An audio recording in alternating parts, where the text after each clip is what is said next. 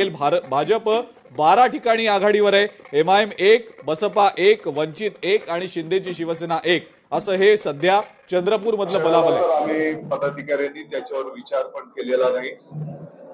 आपण सगळे पाहतो आहोत की कोणत्या नाशिक महानगरपालिकेचे काय निकाल येत आहेत, धुळे महानगरपालिकेचे काय निकाल येत आहेत, मालेगावचे काय निकाल येत आहेत, या सर्व गोष्टींवरच आम्ही पदाधिकारी बसलेलो होतो।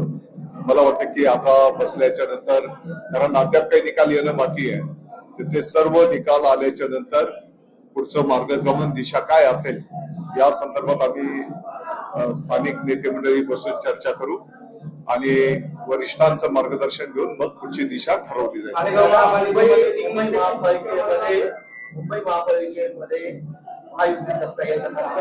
क्षणाला तर आम्ही पदाधिकाऱ्यांनी त्याच्यावर विचार पण केलेला नाही। आपण सगळे पाहतो आहोत की कोणत्या नाशिक महानगरपालिकेचे काय निकाल येत आहेत, धुळे महानगरपालिकेचे काय निकाल येत आहेत, मालेगावचे काय निकाल येत आहेत, या सर्व गोष्टींवरच आम्ही पदाधिकारी बसलेलो होतो।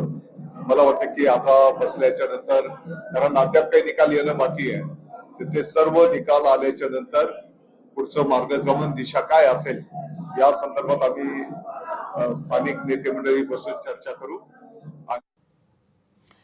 तर जालन्याची या घडीची सगळ्यात महत्वाची बातमी, पण त्यापूर्वी मुंबईत एस वॉर्डमध्ये ईव्हीएम मध्ये तांत्रिक बिघाड, प्रभाग क्रमांक 112 मध्ये निकाल हा प्रलंबित आहे।